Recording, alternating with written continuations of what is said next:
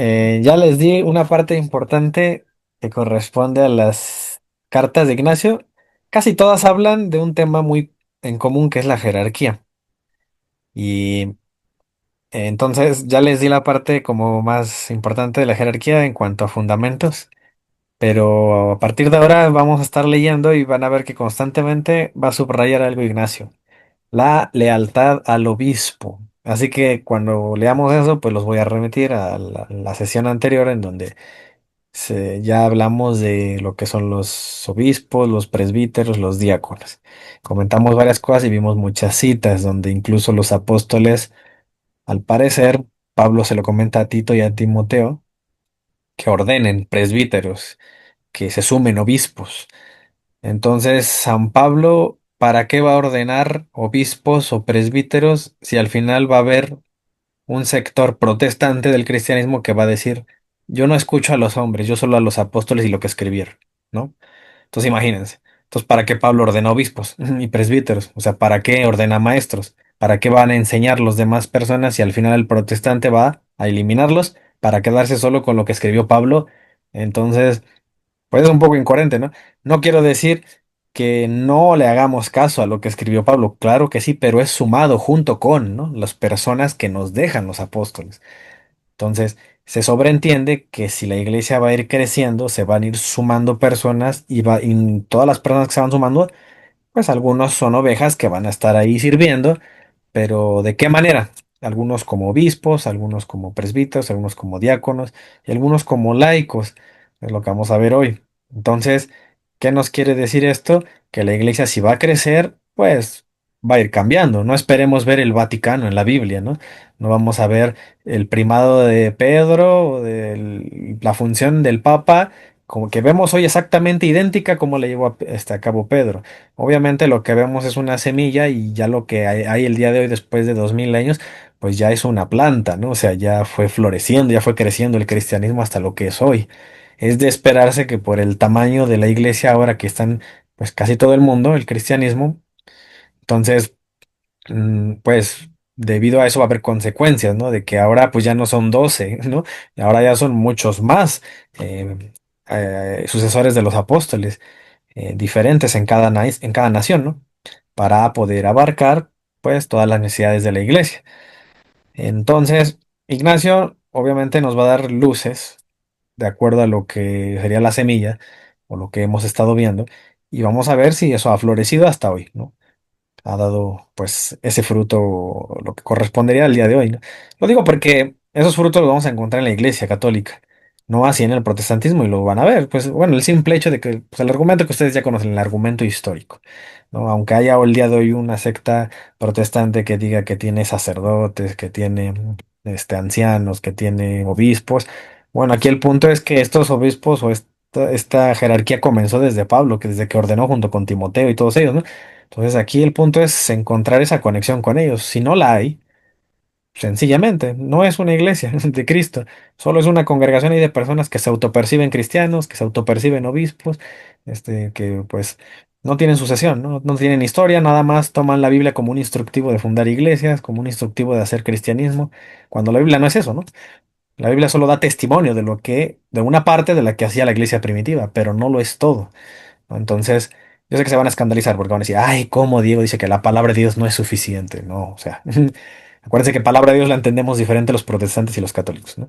Entonces, lo que es palabra de Dios para un protestante, para nosotros sí es palabra de Dios también, pero es una parte. La demás palabra de Dios está en el corazón de la iglesia, lo que vienen trayendo esos hombres. ¿Por qué? Porque Pablo me lo dice, ordena presbíteros, le dice a Tito, el primer capítulo, verso 5. Entonces, ya hay hombres vivos que van transmitiendo el mensaje y enseñanzas. No necesariamente todo va a estar escrito, eso lo hemos dicho y hasta con la misma Biblia te lo dice, te manda a seguir una tradición. Entonces, es importante por eso la historia, tiene que haber historia para, para esa iglesia que se pretenda autonombrar o nombrarse Iglesia de Cristo. Entonces ya pasamos los dos primeros capítulos de la carta a los Efesios. Va a haber enseñanzas en ese sentido redundantes hablando del obispo y de que hay que ser leales. Entonces, esa es la insistencia que siempre ha hecho la Iglesia Católica.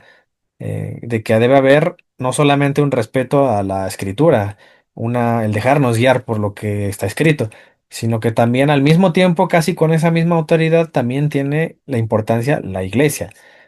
¿Qué es la iglesia? Bueno, el conjunto de personas que estamos ahí bautizados, especialmente los que tengan autoridad dentro de la misma. Entonces eso significa que yo debo dejarme instruir, ¿no? Debo dejarme instruir por esas personas que dejan los apóstoles. Entonces la autoridad no se quedó solo hasta los 12, ¿verdad? Es lo que dijimos la vez pasada. La pasaron esa autoridad porque ellos se iban a morir un día. Nos dejaron algo escrito, que bueno. Bueno, esa autoridad la pasaron a los siguientes. Y debe continuar esa autoridad, ¿vale? Entonces aquí nos dice Ignacio de Antioquía, dice, no vengo a daros mandatos como si yo fuera alguien, porque sí es cierto que estoy encadenado por el nombre. Aquí nada más subrayo cuando dicen el nombre, casi siempre era una alusión a Jesús, ¿no? Entonces dice, más no he llegado todavía a la perfección.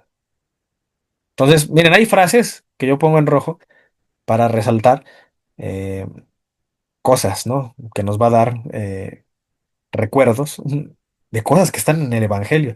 Y que estas frases que dice Ignacio no son por su propia cuenta, muchas de ellas las aprendió de los apóstoles. Entonces fíjense que desde ahí, por eso es importante prestar atención a los detalles. ¿Qué le hace pensar a Ignacio que no ha llegado a la perfección? Y yo los pongo a meditar.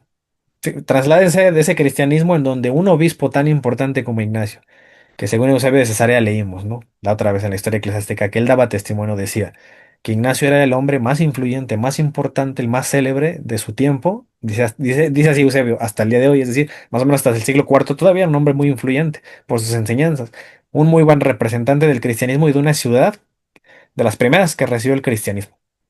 Entonces, y Antioquía. Entonces, si es tan importante y fue un hombre que trabajó evidentemente mucho, conocía todas esas iglesias, les escribía y todos guardaban sus cartas, según Policarpo dice que guardaban sus cartas y eran de gran edificación, dice así Policarpo, porque esa persona que es tan importante dice que no ha llegado a ser perfecta. Entonces, si él no ha sido perfecto con todo su trabajo, ¿qué nos espera a nosotros? Que no hemos servido tanto como él. Pero por qué dirá eso? Que no ha llegado todavía a la perfección. Dice en Jesucristo. Es decir, que para Ignacio es un camino. Entonces, miren, esto se los digo por dos cosas que van, bueno, por unas cosas que van a surgir aquí. Pónganse a pensar, los que hemos estado en iglesias protestantes o hemos visitado y así, ¿cuántas veces no han escuchado que dicen, ya levantó la mano, ya oró, ya es salvo? Ya, ya alcanzó la perfección. O sea, al día de hoy en el cristianismo modernizado protestante hay una obsesión, lo veo así como por querer tener segura la salvación, ¿no? Y decir, ya oró, ya aceptó a Jesús en su corazón, ya es salvo. Y casi, casi diciendo ya es perfecto, ¿no? Entonces, eh, vean cómo no, el cristianismo de Ignacio no es así. No es de que yo ya estoy salvo, miren, yo ya estoy seguro, me voy a ir directo para el cielo. Llévenme a los leones, de todas maneras yo ya tengo la victoria asegurada. Y van a ver que jamás Ignacio dice eso. Él nunca tiene seguridad de su salvación. Por eso él insiste en que oren por él. ¿Eso qué significa? Pues que Ignacio se parece a los católicos, que los católicos creemos que es un proceso, la salvación, y no va a terminar. ¿Hasta cuándo? Hasta el hecho de tu muerte, hasta el instante en donde te estés muriendo, hasta ahí puede concluir si te vas, puedes irte para el infierno o para el cielo, ¿no? O sea, es decir, salvación o condenación. Entonces, por eso también Ignacio tiene esa humildad que no tienen los protestantes, bueno, algunos de ellos, digo, salvo que los que sí creen que la salvación es un proceso, no es algo que, es decir, los que creemos que la salvación se puede perder, ¿no? Entonces dice, por eso Ignacio, que no ha llegado todavía a la perfección en Cristo. Él quiere vivir el martirio y él cree que así es como llega a la perfección. Es decir, en otras palabras, Ignacio quiere imitarlo y quiere morir igual que él por evangelizar. Dice, ahora en efecto estoy empezando a ser discípulo suyo, eso ya lo habíamos leído, ¿no? Que era ser un discípulo. Y ahí leímos, ¿no? El Evangelio de Lucas, donde se mencionaba que Jesús que decía que el que desprecia su propia vida, el que aborrece su propia vida, si no la aborreces, no llegarás a ser discípulo, así dice Jesús, ¿no? En el Evangelio de Lucas lo leímos la vez pasada. Entonces, ¿qué quiere decir esto? Que toma esa enseñanza Ignacio y probablemente la toma y por eso él cree que él va a ser discípulo hasta que sufra el martirio, ¿no? Eso ya lo checamos. Dice, y vosotros os hablo como a mis condiscípulos. Yo soy antes bien el que debiera ser ungido como un atleta por vosotros con fe, amonestación, paciencia y longanimidad. Miren, aquí no lo subrayé, pero ahorita viene a mi mente, ¿quién más puso de ejemplo que vamos a ser como atletas que ganen una carrera. ¿Sí se acuerdan? Fue San Pablo. Eso si quieren después lo checamos, lo leemos. No, pero está escrito en una de sus cartas, que por eso San Pablo dice que iba a ser ganador del Heraldo, la corona, y que él no quería ser descalificado. Y esos versículos que donde dice San Pablo, también los usamos para decir esto, que la salvación no es segura, hay que trabajarla a diario. En algún momento, en cualquier momento puedes perderla, ¿no? Entonces, por eso hay que ser perseverantes. Entonces, esa doctrina de que ya eres salvo y salvo para siempre, bueno, parece ser que no refleja lo que verdaderamente eran los cristianos pues, del tiempo de los apóstoles, como Ignacio, ¿no?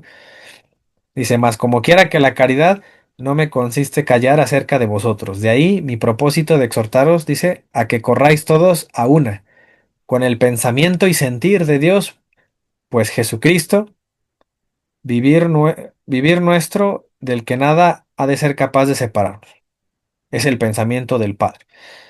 Vean que siempre va a haber una insistencia de Ignacio de que haya una unidad, no divisiones. Dice, corráis todos a una con el pensamiento y sentir de Dios. Es decir, piensen lo mismo, actúen igual, estén unidos, enseñen lo mismo, estén juntos. Entonces, dice, vivir nuestro, del que nada ha de ser capaz de separarnos. Es el pensamiento del Padre, al modo que también los obispos, fíjense otra vez la analogía entre Dios y los obispos, al modo que también los obispos establecidos. No, entonces, alguien los establece, ¿no? Es lo que venimos diciendo. Por los confines de la tierra, entonces es una iglesia grande, ¿no? Yo la otra vez escuchaba que había una secta por ahí que decía, no, es que la iglesia de Cristo siempre fue una iglesia como oculta, pequeña, por eso nosotros somos pocos, ¿no? Esa como era como el argumento, ¿no? Entonces, yo dije, bueno, después de 2000 años, que siempre va a ser una iglesia chiquita, pues no, en algún punto iba a crecer después de 2000 años por más, ¿no? Si la intención de Jesucristo es que vayan a todas las naciones, y es aquí lo que me está diciendo Ignacio, que son obispos en todos los confines de la tierra, entonces estamos hablando de que va a ser una iglesia que debe crecer.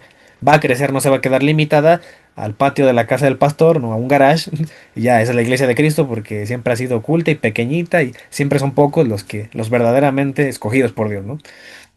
Entonces, eso no tiene sentido después de 2000 años, ¿no? O sea, ya debió haber crecido la iglesia. Entonces, al modo que también los obispos establecidos por los confines de la tierra están en el pensamiento y sentir de Jesucristo. ¿Qué significa esto? Que esa ordenación de los presbíteros de la jerarquía están en el pensamiento y sentir de Jesucristo. Aquí, en otras palabras, lo que me está diciendo Ignacio es que el nombramiento, el establecimiento de esta gente como autoridad es voluntad también de Cristo. Entonces, no, lo digo porque va a haber gente que no va a estar de acuerdo, ¿no? En que Jesús no dejó autoridad, nada más nos dejó a los apóstoles, ellos escribieron y ya. Solamente a raíz de sus cartas ya cada quien funde su iglesia.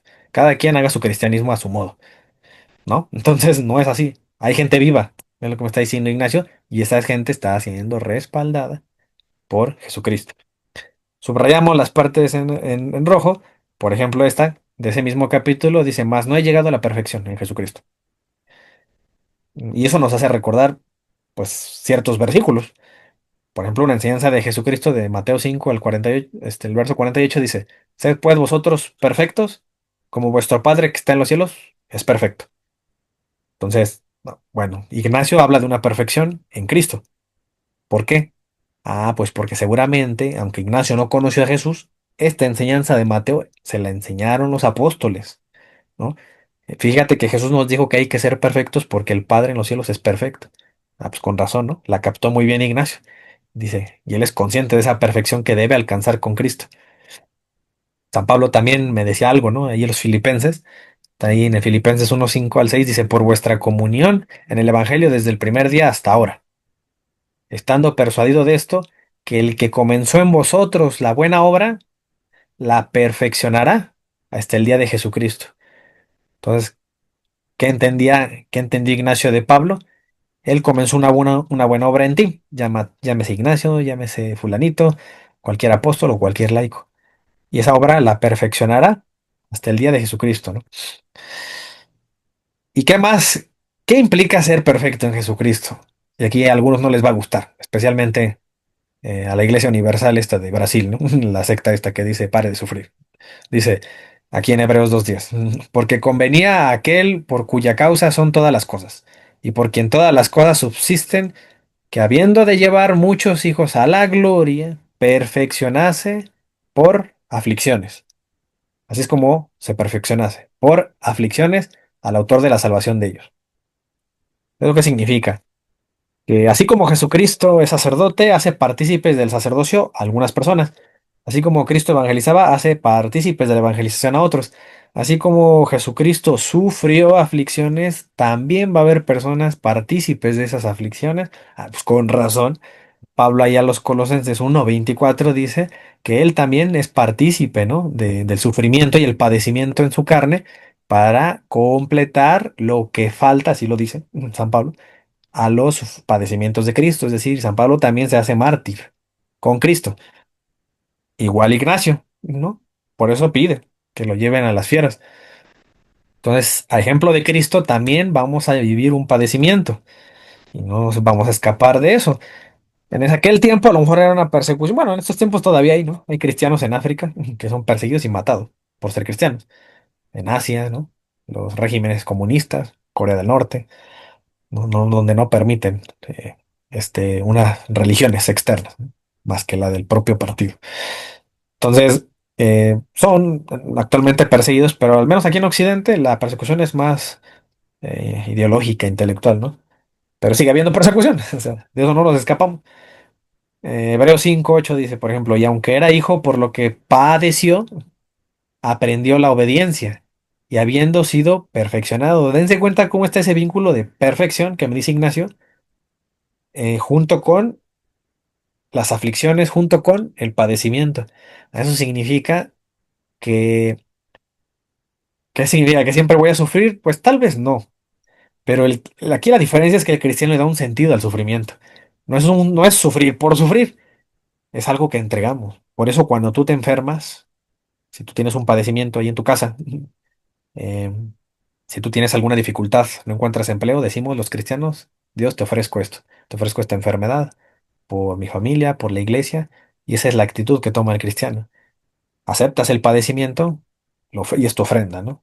Lo voy a vivir en favor del Papa, de la iglesia, de fulano, de sutano. Entonces es un sufrimiento con sentido hacia el amor, así como Cristo lo hizo por la humanidad, dice, habiendo sido perfeccionado.